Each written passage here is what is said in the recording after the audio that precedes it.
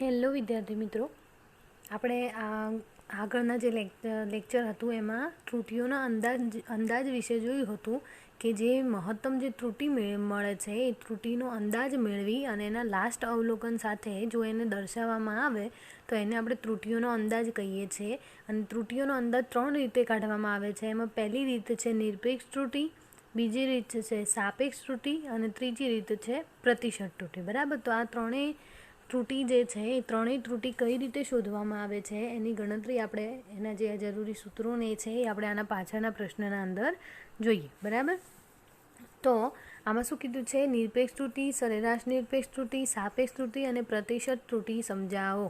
બધી ત્રુટીઓ આના અંદર સમજાવવાની છે અને તમે એને કઈ રીતે શોધી શકો. બરાબર, તો ચલો હવે આપણે અહીંયા નિરપેક્ષ ત્રુટી જોઈએ. તો કે કોઈ ભૌતિક રાશિના માપનના સાચા મૂલ્ય અને વ્યક્તિગત માપેલ મૂલ્યના તફાવતના માનને અવલોકનની નિરપેક્ષ ત્રુટી કહે છે. એટલે કે એનું જે સાચું મૂલ્ય હોય એ સાચું મૂલ્ય અથવા આપણે માપેલા મૂલ્ય એ બંને વચ્ચેનો જે તફાવત છે એ તફાવતને આપણે એની નિરપેક્ષ ત્રુટી કહીએ છીએ. એના તફાવતના માનને. કેમ માનને? કારણ કે હંમેશા આપણે નિરપેક્ષ ત્રુટી કેવી લેવામાં આવે છે? ધન લેવામાં આવે. ભલે એ મૂલ્ય ઋણ આવે તો પણ આપણે એનો તફાવત છે હંમેશા કેવામાં લેવામાં આવે છે? ધન લેવામાં આવે છે. ધારો કે માપનના અંદર એનું સાચું મૂલ્ય છે એ ધારો કે 5 છે. બરાબર, અને આપણે જ્યારે વ્યક્તિગત માપ્યું ત્યારે એનું મૂલ્ય કેટલું મળે છે? 4 મળે છે. તો આપણે 4 મળ્યો તો આ બંનેનો તફાવત આપણને કેટલો મળે? 1. તો આ જે 1 છે એને આપણે એની નિરપેક્ષ ત્રુટી કહી શકીએ છીએ. બરાબર, આવું જ એક ઉદાહરણ લઈ લઈએ. આપણે બીજું એક ઉદાહરણ લઈએ કે ધારો કે સાચું મૂલ્ય એનું કેટલું છે? 4 છે અને આપણને માપેલું મૂલ્ય મળ્યું 5. તો આ બંનેની બાદબાકી કરીશું તો આપણને કેટલું મળશે? -1 મળશે. પરંતુ નિરપેક્ષ ત્રુટી હંમેશા ધન લેવામાં આવે છે તો આપણને અહીંયા નિરપેક્ષ ત્રુટી કેટલી મળશે? 1. કારણ કે આપણે 1નું શું લેવાનું છે? માન લેવાનું છે. આ બંને લાઈન વડે દર્શાવીએ ને વચ્ચે, એટલે એનો મતલબ એનું માન દર્શાવેલું છે. એટલે હંમેશા નિરપેક્ષ ત્રુટી કેવી લેવામાં આવે છે? ધન લેવામાં આવે છે અને તેને ડેલ્ટા એ વડે દર્શાવવામાં આવે છે. બરાબર, એ માપનના સાચા મૂલ્ય અને વ્યક્તિગત મૂલ્યોના તફાવતની નિરપેક્ષ ત્રુટી કહે છે અને એને ડેલ્ટા એ વડે દર્શાવાય છે. બરાબર, તો આ થઈ ગયું આપણે નિરપેક્ષ ત્રુટીની વ્યાખ્યા. બરાબર, જો ભૌતિક રાશિનું સાચું મૂલ્ય ન જાણતા હોઈએ ત્યારે અવલોકનના સરેરાશ મૂલ્યને સાચા મૂલ્ય તરીકે લેવામાં આવે છે. જો આપણને જો પ્રેક્ટિકલ કરતા હોય ને ત્યારે આપણે એ પ્રેક્ટિકલનું સાચું મૂલ્ય આપણને આપેલું હોય નહીં. તો અહીંયા શું કરીશું આપણે? જો એ સાચું મૂલ્ય આપણે ન જાણતા હોય તો બધા અવલોકનનું શું લઈ લેવામાં આવે? સરેરાશ લેવામાં આવે. તો એ સરેરાશને આપણે સાચા મૂલ્ય તરીકે લઈ શકીએ છીએ. ધારો કે અહીંયા એક ઉદાહરણ આપેલું છે કે ધારો કે કોઈ ભૌતિક રાશિ એ છે. બરાબર, ભૌતિક રાશિ એ મતલબ લંબાઈ, દ્રવ્યમાન, તાપમાન, સમય એ બધા લઈએ તો એ શું છે? કોઈ ભૌતિક રાશિ આપણને આપેલી છે એ તરીકે. બરાબર, એના આપણે n અવલોકનો લીધા. n અવલોકનો એટલે કેટલા? કયા લીધા? A1, A2, A3 up to AN, એટલે n સુધી આપણે અવલોકનો લીધા. બરાબર, હવે અવલોકનનું સરેરાશ મૂલ્ય એને આપણે A12 અથવા તો એ સરેરાશ વડે દર્શાવીશું. બરાબર, અને સરેરાશ કાઢતા તો તમને આવડતો હશે કે જેટલા અવલોકનો લીધા હોય એ અવલોકનનો સરવાળો ભાગ્યા અવલોકનોની કુલ સંખ્યા. આ સરેરાશનું સૂત્ર છે કે જેટલા અવલોકનો લીધા હોય એમનો સરવાળો ભાગ્યા એની કુલ સંખ્યા. તો અહીંયા આપણે એ સરેરાશ લખીશું. તો એ સરેરાશ એટલે આપણે જેટલા અવલોકનો લીધા છે એ બધા અવલોકનોનો શું કરી દઈએ? સરવાળો. તો અહીંયા આપણે અંશમાં શું કરી દીધો? સરવાળો. અને ટોટલ કેટલા અવલોકન હતા? તો n જેટલા. તો n જેટલા અવલોકનો ક્યાં લખ્યા? ભાગાકારમાં. બરાબર, તો આ થઈ ગયું સરેરાશનું સૂત્ર. જો આ સરેરાશનું સૂત્ર આપણે સ્મોલ રીતે લખવું હોય તો આ ઉપરનો જે સરવાળો છે, આ ઉપરનો સરવાળો, એ ઉપરના સરવાળાને આપણે સમેશન તરીકે દર્શાવી શકીએ. અને સમેશન એટલે શું થાય? સરવાળો જ થાય. બરાબર, અહીંયા જુઓ તમને એક નિશાની આપેલી છે ઈ જેવી, એને આપણે સમેશન કહીશું. અને એ સમેશનનો મતલબ શું થાય ગાણિતિક ભાષામાં? એને સરવાળો જ કહેવાય. બરાબર, તો અહીંયા આપણે સમેશન લખી શકીએ. કેટલા ક્યાંથી ક્યાં લેવાનું છે, સમેશન ક્યાં લેવાનો સરવાળો, તો i બરાબર 1 થી n સુધીનો સરવાળો લેવાનો છે. કેમ?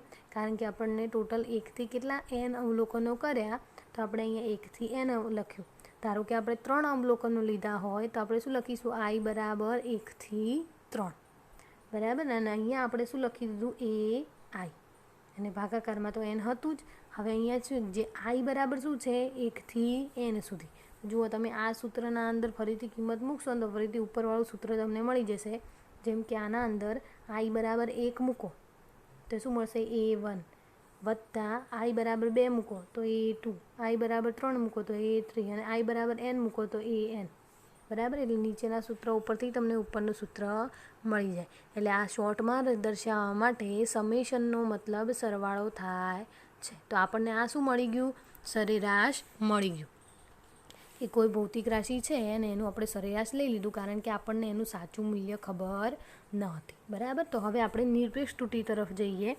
તો કે ધારો કે કોઈ અવલોકનમાં ઉદ્ભવતી નિરપેક્ષ ત્રુટિ અનુક્રમે delta a1, delta a2, delta a3 up to delta an છે. આ શું આપેલું, ઉપર જે આપેલું છે ને એ આપણને એના અવલોકનો, આપણે જે લીધેલા અવલોકનો આપેલા છે અને આપણે નિરપેક્ષ ત્રુટિ લેવાની છે. તો નિરપેક્ષ ત્રુટિ અનુક્રમે delta a1, delta a2, delta a3 up to delta an સુધી છે, બરાબર. હવે આપણે દરેક અવલોકન, જે જુદા જુદા અવલોકનના અંદર નિરપેક્ષ ત્રુટિ શોધીએ, બરાબર. તો આપણે પહેલું ડેલ્ટા a1ની શોધીએ. તો એનું જે મેઇન મૂલ્ય આપણે શું વ્યાખ્યાના અંદર શું લીધું કે એનું જે સાચું મૂલ્ય છે એ અને જે માપેલ મૂલ્ય છે એ બંને વચ્ચેના તફાવતને નિરપેક્ષ ત્રુટિ કહીએ છીએ, બરાબર. તો આના અંદર આપણે જોઈ લીધું કે એનું a1 પહેલાં જે અવલોકન લીધું ને એનું નિરપેક્ષ ત્રુટિ શોધવાની છે. એટલે પહેલું અવલોકન આપણું કયું હતું, a1, અને એમાંથી આપણે એ સરેરાશ જે આપણને આ મળી આ સૂત્ર ઉપરથી એ શું કરી દઈશું, બાદ કરી દઈશું. તો આપણને પહેલાં અવલોકનની નિરપેક્ષ ત્રુટિ મળી જશે. એ રીતે બીજા અવલોકનની લેવાની હોય તો ડેલ્ટા a2 છે તો a2 માઇનસ a સરેરાશ.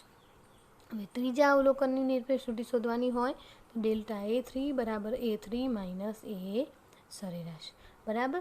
એટલે આપણને જે એનું મૂલ્ય માપેલું જે મૂલ્ય છે અવલોકનવાળું માઇનસ એ સરેરાશ એટલે એનું સાચું મૂલ્ય, એ બંનેની તફાવત લઈશું તો આપણને નિરપેક્ષ ત્રુટિ મળી જશે, બરાબર.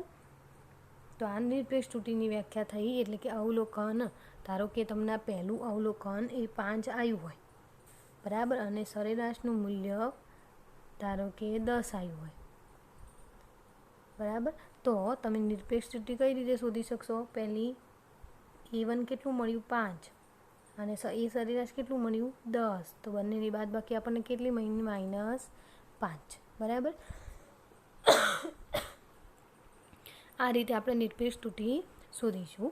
હવે કોઈ પણ ભૌતિક રાશિના માપેલું અવલોકન તેના સાચા મૂલ્યથી એટલું જ વધારે હોય છે જેટલું સાચા મૂલ્યથી ઓછું હોવાની સંભાવના હોય.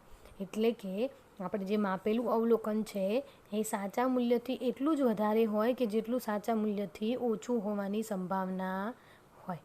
એટલે કે જેટલું ઓછું હોવાની સંભાવના હશે એટલું આપણને થોડુંક વધારે મૂલ્ય એનાથી મળશે.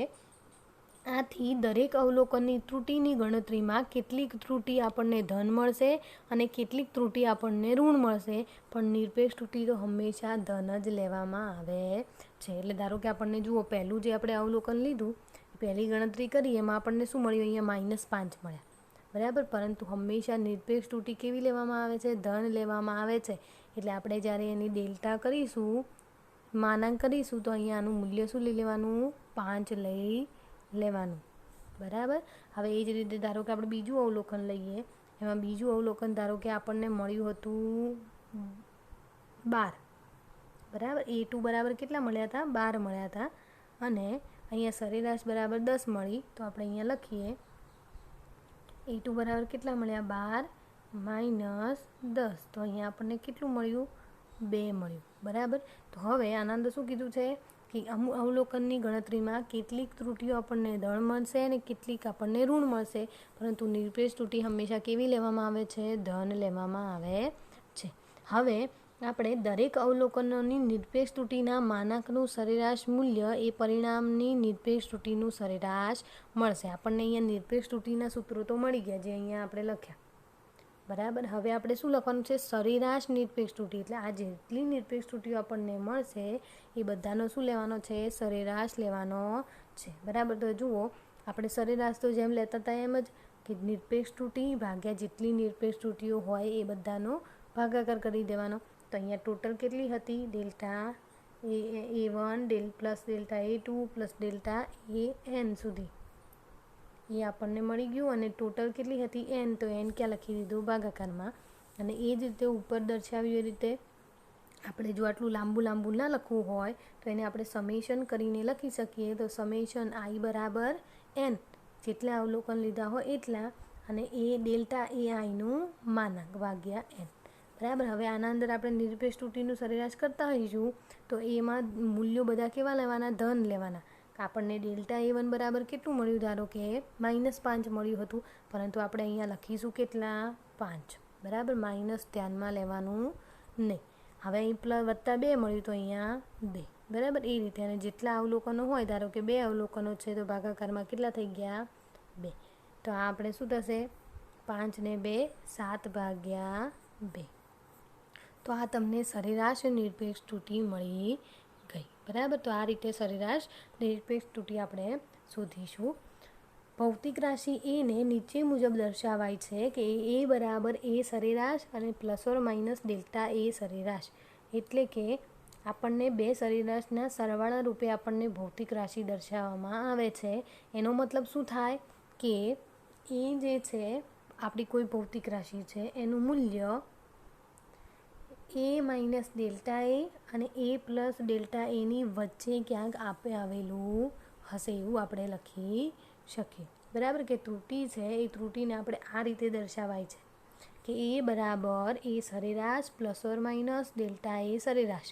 એનો મતલબ શું થાય કે એનું મૂલ્ય જે છે એ A - ડેલ્ટા A અને A + ડેલ્ટા Aની વચ્ચેનું મૂલ્ય હશે. જો અહીંયા નીચે લખેલું પણ છે કે આનો અર્થ એ થાય કે કોઈ પણ ભૌતિક રાશિના એનું પ્રાયોગિક મૂલ્ય એ A + ડેલ્ટા A અને A - ડેલ્ટા Aની વચ્ચે હોવાની સંભાવના છે, બરાબર. તો આ થઈ ગઈ આપણી નિરપેક્ષ ત્રુટિ અને સરેરાશ નિરપેક્ષ ત્રુટિ, બરાબર. હવે આપણે એને સાપેક્ષ ત્રુટિ અને આંશિક ત્રુટિ જોઈએ. તો સાપેક્ષ ત્રુટિ કોને કહેવાશે?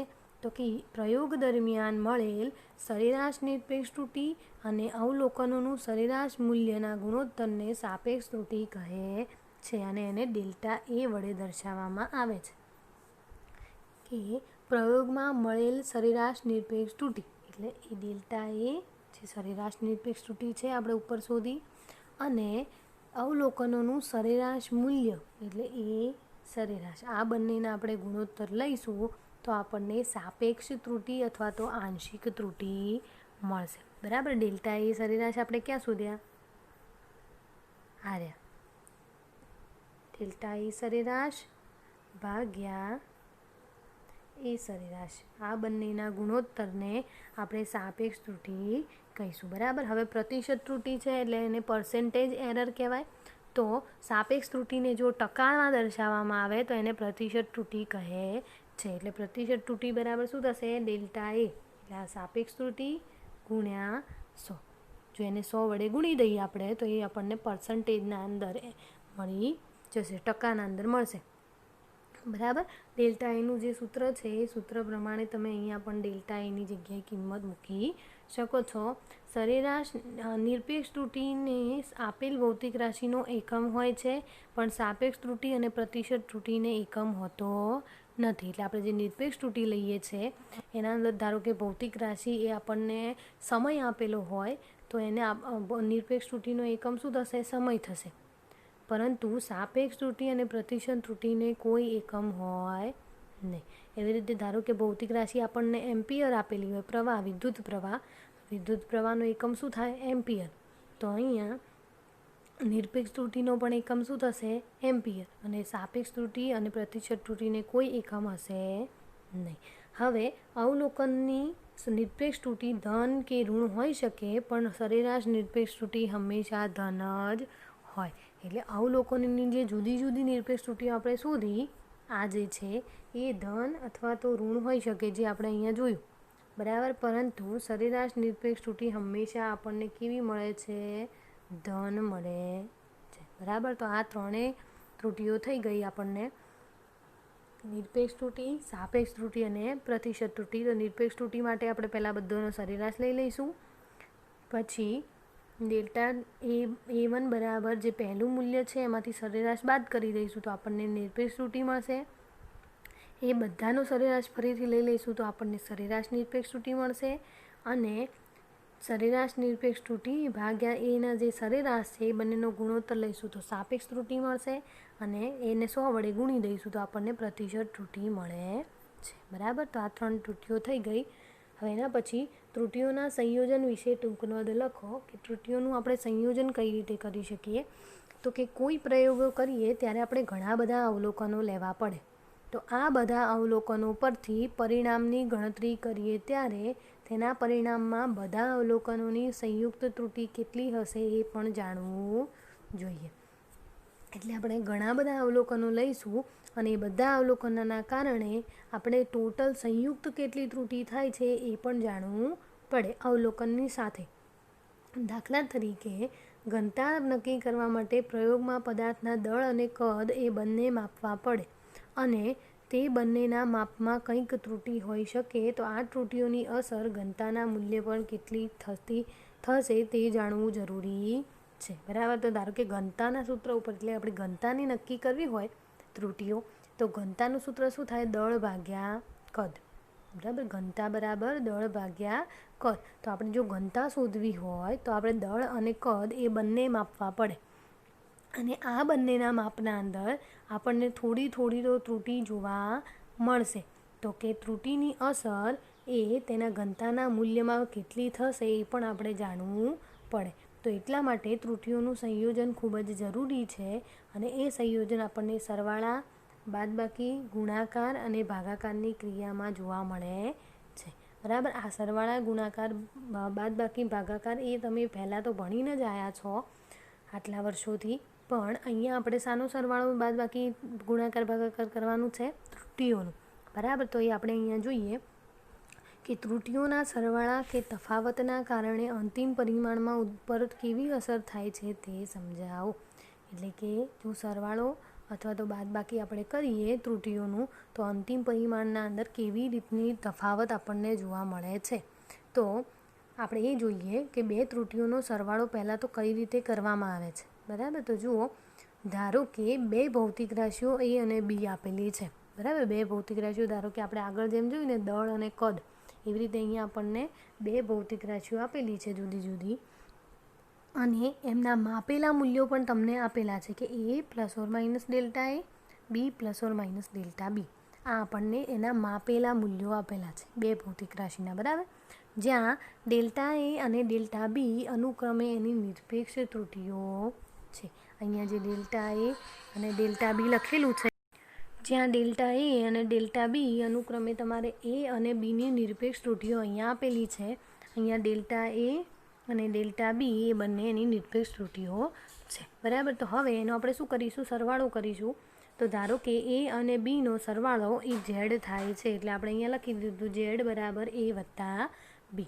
હવે ત્રુટીઓ માટે લેવાનું હોય તો ત્રુટીઓ માટે Aની માપેલું મૂલ્ય કેટલું હતું? A ± delta A.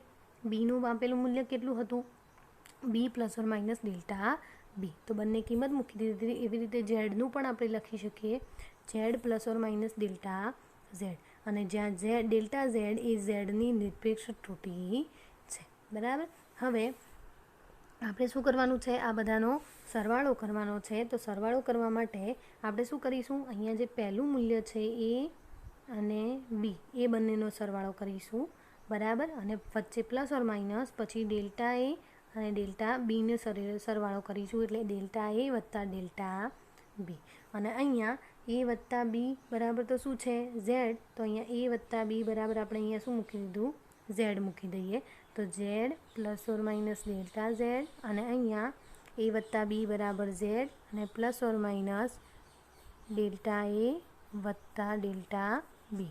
તો અહીંયા ઝેડ ઝેડ કેન્સલ થઈ જશે, તો આપણને અહીંયા શું મળશે? ડેલ્ટા ઝેડ બરાબર ડેલ્ટા એ પ્લસ ડેલ્ટા બી. તો અહીંયા મહત્તમ નિરપેક્ષ ત્રુટિ માટે ત્રુટિઓનો સરવાળો જ થાય છે, અને ઝેડમાં મહત્તમ નિરપેક્ષ ત્રુટિ ડેલ્ટા ઝેડ બરાબર ડેલ્ટા એ વત્તા ડેલ્ટા બી મળે છે. જુઓ, આને આપણે એક ઉદાહરણ દ્વારા સમજીએ તો એને વધારે ખ્યાલ આવશે.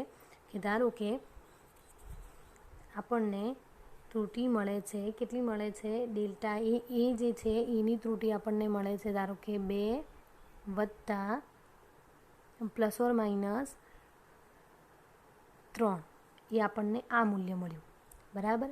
અને બીનું મૂલ્ય આપણને મળે છે ધારો કે 3 પ્લસ ઓર માઇનસ 4, બરાબર. આ આપણને 2 મૂલ્યો આપેલા છે. હવે આપણે આ બંનેનો શું કરવાનો છે? સરવાળો કરવાનો છે. તો આપણે એ સરવાળા માટે શું કરીશું? ઝેડ બરાબર ઝેડ, ધારો કે અહીંયા 2 પ્લસ ઓર માઇનસ 3 અને 3 પ્લસ ઓર માઇનસ 4, 2 મૂલ્યો આપણને આપેલા છે, બરાબર. હવે આપણે એને શું કરવાનું છે? સરવાળો. તો એના માટે Z plus or minus delta Z બરાબર આ બંનેનો સરવાળો કરવાનો છે. તો 2 પ્લસ ઓર માઇનસ 3 વત્તા 3 પ્લસ ઓર માઇનસ 4, બરાબર. આ રીતનું થશે. હવે આપણે આનો સરવાળો કરવાનો છે. તો સરવાળો કઈ રીતે કરીશું? 2 વત્તા 3 એટલે કેટલા થશે? ટોટલ 5.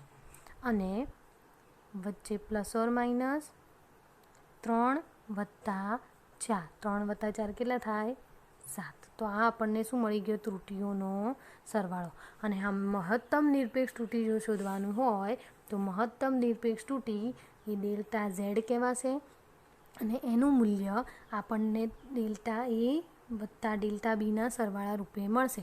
તો મહત્તમ નિરપેક્ષ ત્રુટિ જે ડેલ્ટા ઝેડ છે એનું મૂલ્ય આપણને ડેલ્ટા એ અને ડેલ્ટા બી એટલે 3 વત્તા 4 એટલે આપણને 7 મહત્તમ નિરપેક્ષ ત્રુટિ આપણને આ રીતે મળશે, બરાબર. તો આ થઈ ગયો એના અંદર સરવાળો. તો કે પહેલાં 2 પદોનો સરવાળો કરો, પછી બીજા 2 પદોનો સરવાળો કરો. જેમ કે અહીંયા કરેલું છે એ વત્તા બીનો અને ડેલ્ટા એ અને ડેલ્ટા બીનો સરવાળો કરશો તો તમને મહત્તમ નિરપેક્ષ ત્રુટિ મળી જશે, બરાબર. હવે એ જ રીતે આપણે એની બાદબાકી જોઈએ.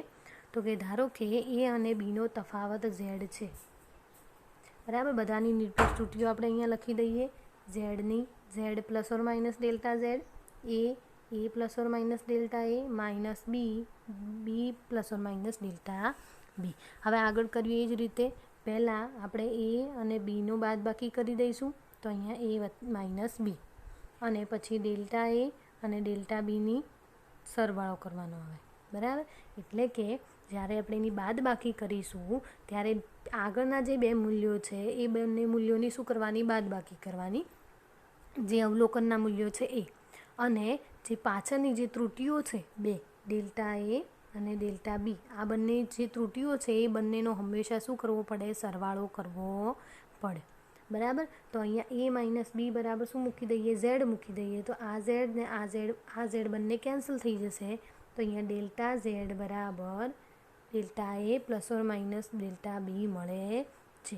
અને અહીંયા પણ મહત્તમ ત્રુટિ ડેલ્ટા ઝેડ ડેલ્ટા એ વત્તા ડેલ્ટા બી બરાબર જ આપણને મળે છે. જુઓ, આ પણ આપણે ઉદાહરણ સાથે જોઈએ. ઉપરનું જે હતું એ ઉદાહરણ એ જ લઈએ કે અહીંયા શું હતું? આપણે અહીંયા કિંમતો મૂકી.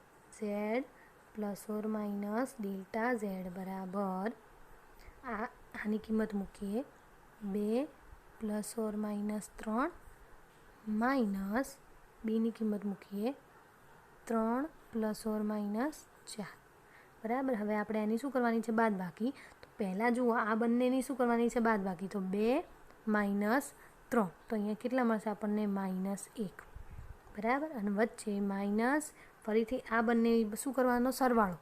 આ બંનેની બાદબાકી કરવાની પહેલાં, પછી પેલા બંનેનો શું કરવાનો? સરવાળો. કારણ કે આપણે મહત્તમ નિરપેક્ષ ત્રુટિ શોધવાની છે એટલા માટે.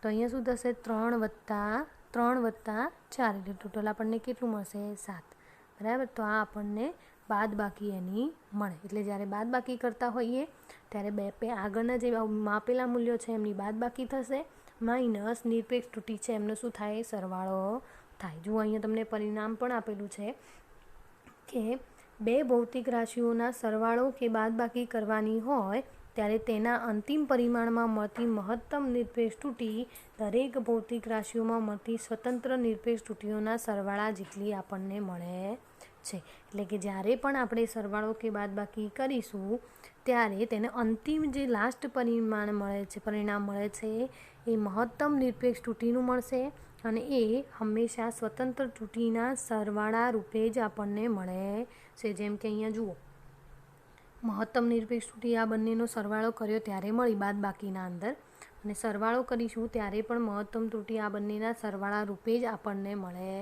છે. એટલે કે સરવાળો કરીશું કે બાદબાકી કરીશું આપણને મહત્તમ તૂટી હંમેશા બે સ્વતંત્ર તૂટીઓના સરવાળા રૂપે જ આપણને મળે છે. બરાબર, તો આ થઈ ગયો એનો ગુણાકાર, સરવાળો અને બાદબાકી. બરાબર, હવે આપણે એનો ગુણાકાર અને ભાગાકાર લઈએ. તો કે ધારો કે બે ભૌતિક રાશિઓ છે એ ને બી, અને એના માપેલા મૂલ્યો તમને બે આપેલા છે, અને ડેલ્ટા એ અને ડેલ્ટા બી અનુક્રમે એ અને બીની નિરપેક્ષ તૂટીઓ છે. પહેલાં આપણે ગુણાકાર માટે લઈએ. તો ધારો કે એ અને બીનો ગુણાકાર ઝેડ છે અને ઝેડમાં નિરપેક્ષ તૂટી ડેલ્ટા ઝેડ જેટલી છે. તો અહીંયા બંનેનો ગુણાકાર આપણે લખી દીધો. બરાબર, હવે ઝેડ માટે મૂલ્ય લખી દીધું, એ માટે લખી દીધું અને બી માટે લખી દીધું. અહીંયા ગુણાકાર છે તો વચ્ચે ગુણાકારનું ચિહ્ન છે. બરાબર, હવે આપણે એનું સાદુરૂપ કઈ રીતે આપીશું? તો કે પહેલાં આ જે એ છે એ બી સાથે ગુણાશે એટલે થઈ ગયું એ બી. બરાબર, હવે આ જે એ છે એને ડેલ્ટા બી સાથે ગુણવાનું, તો શું થઈ ગયું? એ ડેલ્ટા બી. બરાબર, એ થઈ ગયું. હવે જે બીજું પદ છે ડેલ્ટા એ, એને બી સાથે ગુણવાનું, તો ડેલ્ટા એ બી. અને હવે બીજું પદ છે એને છેલ્લા પદ સાથે ગુણવાનું, તો ડેલ્ટા એ ડેલ્ટા બી. ખ્યાલ આવ્યો કઈ રીતે કર્યું? જો ફરીથી એકવાર સમજાવું. એને બી સાથે ગુણો, આ થઈ ગયું. પછી એને ડેલ્ટા બી સાથે ગુણો તો બીજું પદ મળી ગયું. પછી ડેલ્ટા એને બી સાથે ગુણો તો ત્રીજું પદ મળી ગયું. હવે ડેલ્ટા એને ડેલ્ટા બી સાથે ગુણો તો તમને ચોથું પદ, એમ 4 પદ આપણને મળી જશે. બરાબર, તો આ શું થઈ ગયો? એનો ગુણાકાર થઈ ગયો. જો તમારે સમજવું હોય તો હું સમજાવું તમને કે આ રીતે કોઈ મૂલ્ય આપેલું હોય 2 ± 3 અને 3 ± 4. બરાબર, તો હવે આપણે એનો ગુણાકાર કરવો છે તો કઈ રીતે કરીશું? 2 × 3 એટલે શું થાય? 3 દુ 6. પછી 2 × 4 તો 4 દુ કેટલા થાય? 8. પછી 3 × 3 એટલે 3 તરી કેટલા થશે? 9. અને 3 × 4 એટલે 4 તરી કેટલા થાય? 12. તો અહીંયા લખી દીધું આપણે. બરાબર, તો આ રીતે ગુણાકાર થશે. હવે આપણે અહીંયા જોઈએ કે ડાબી બાજુ ઝેડ વડે અને જમણી બાજુ એ બી વડે ભાગતા. હવે ડાબી બાજુ છે એને કેટલા વડે ભાગવાની છે? ઝેડ વડે. તો અહીંયા જુઓ, ઝેડ વડે આને ભાગીશું તો ત્યાં શું થઈ જશે? 1, કારણ કે ઝેડ કેન્સલ થઈ જશે. અને અહીંયા ઝેડ વડે ભાગીશું તો ભાગાકારમાં ઝેડ આવી ગયું. હવે જમણી બાજુને શાના વડે ભાગવાની છે? એ બી વડે. તો અહીંયા જુઓ, એ બી ભાગે એ બી કરીશું તો 1 આવી જશે. આ જે પદ છે એના અંદર એ ડેલ્ટા બી છે એને આપણે એ બી વડે ભાગીશું. જુઓ, આના અંદર છે ને પદ થોડું આગળ પાછળ લખેલું છે. બરાબર, જુઓ અહીંયા એ બી છે, એ ડેલ્ટા બી છે એને એ બી વડે ભાગીશું તો એ શું થઈ જશે? કેન્સલ. અને ભાગાકારમાં શું વધશે? ખાલી બી. તો અહીંયા આ પદ આપેલું છે પહેલાં. બરાબર, હવે બી ડેલ્ટા એ છે તો એને આપણે એ બી વડે ભાગીએ તો બી કેન્સલ થઈ જશે, તો ડેલ્ટા એ ભાગ્યા એ. બરાબર, અને અહીંયા આપણે એ બી વડે ભાગીશું તો એને આના ભાગાકારમાં એ લખી દીધો, આના ભાગાકારમાં બી લખી દીધો. ખ્યાલ આવ્યો? ચલો હું એકવાર ફરીથી અહીંયા સમજાવી દઉં કે આ તો તમને ખબર પડી ગઈ કે ઝેડ વડે ભાગીએ તો આ રીતનું મળે. બરાબર, હવે આપણે આ બાજુનું પદ છે એને જોઈએ. એ બીને એ બી વડે ભાગો તો 1 થઈ ગયું અહીંયા. બરાબર, બીજું પદ છે ± એ ડેલ્ટા બી, એને પણ એ બી વડે ભાગો. હવે ત્રીજું પદ છે ± બી ડેલ્ટા એ, એને પણ એ બી વડે ભાગો. અને છેલ્લું પદ છે ± ડેલ્ટા એ ડેલ્ટા બી, એને પણ એ બી વડે ભાગો. તો જુઓ, અહીંયા એ બી કેન્સલ થઈ જશે એટલે આપણને 1 મળી ગયું. હવે ત્રીજું પદ જુઓ, આમાં બી અને બી કેન્સલ થઈ જશે તો અહીંયા શું મળ્યું? ડેલ્ટા એ ભાગ્યા એ. હવે આના અંદર એ અને એ કેન્સલ થઈ જશે તો અહીંયા મળ્યું ડેલ્ટા બી ભાગ્યા બી.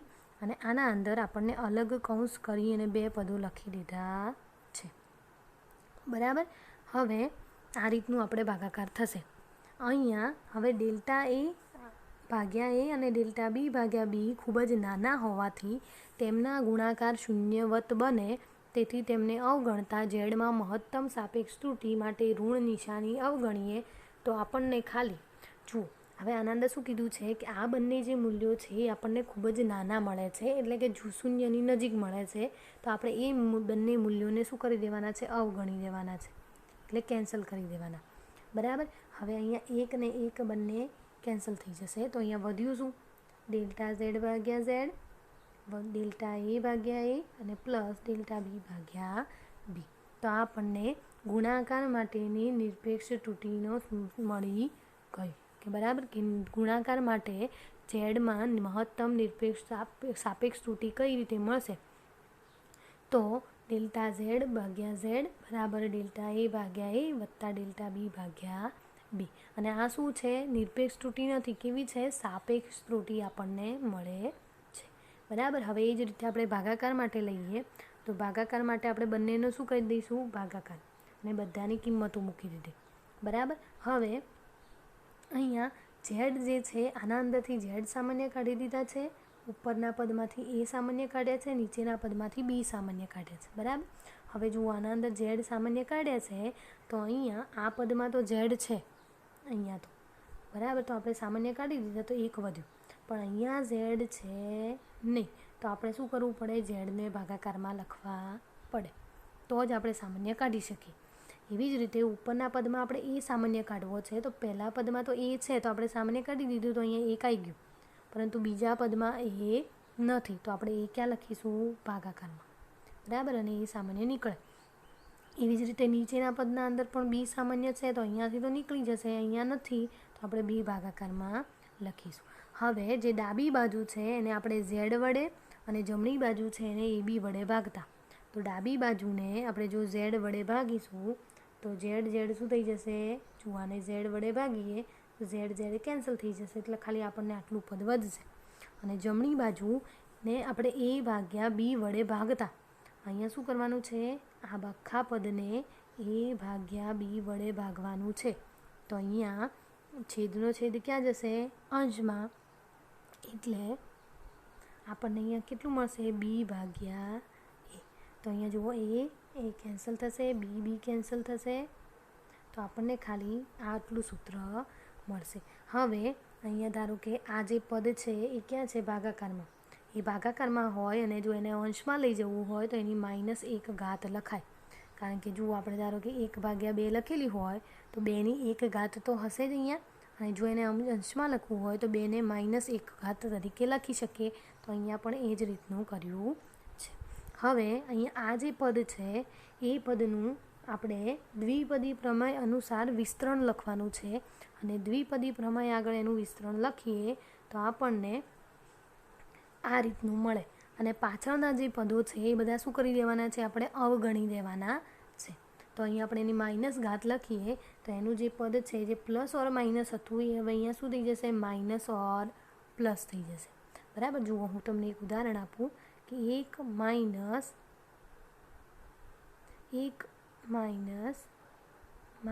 1 ઘાત આ રીતનું પદ આપણને આપેલું છે, બરાબર. હવે આપણે જો એનું સાદું રૂપ આપવું હોય તો આપણે એને 1 - x વત્તા x² - x³ આ રીતનું સાદું રૂપ આવે, પરંતુ પાછળના જે પદો છે એ આપણે અહીંયા શું કરી દેવાના છે? અવગણી દેવાના છે, એટલે આપણને અહીંયા શું મળે? ખાલી 1 - x. તો અહીંયા અંદરનું જે પદ હતું એ જ આપણને અહીંયા મળે.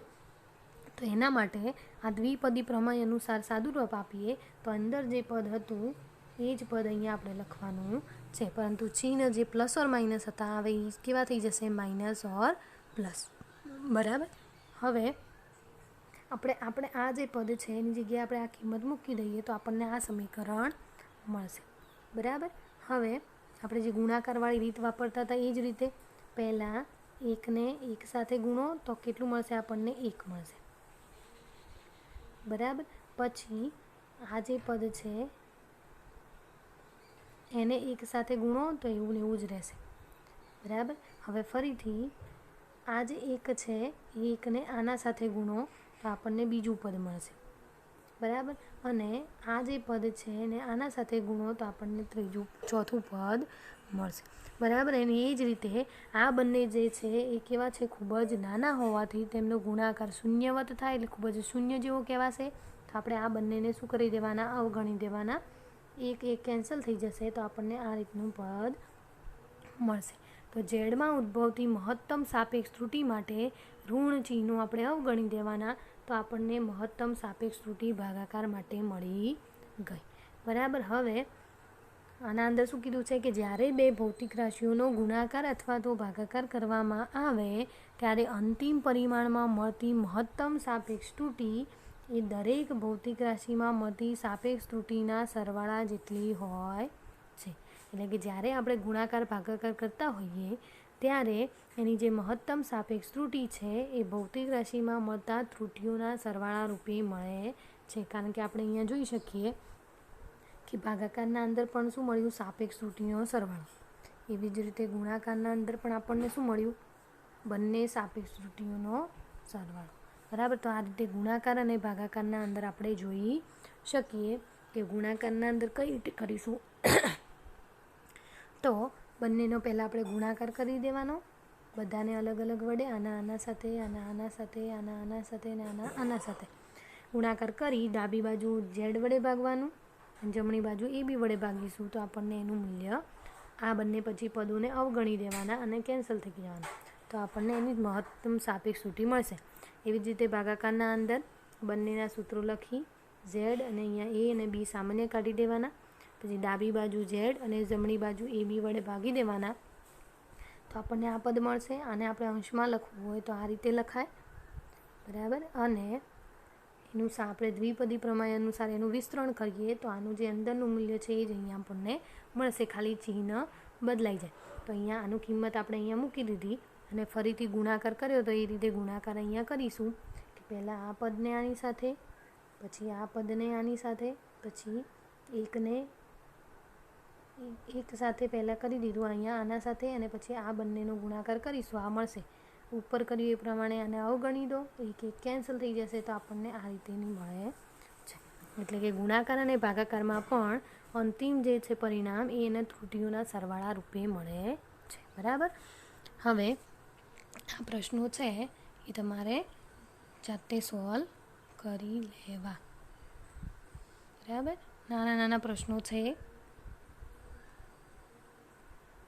ચલો આપણે આટલા સુધી રાખીએ.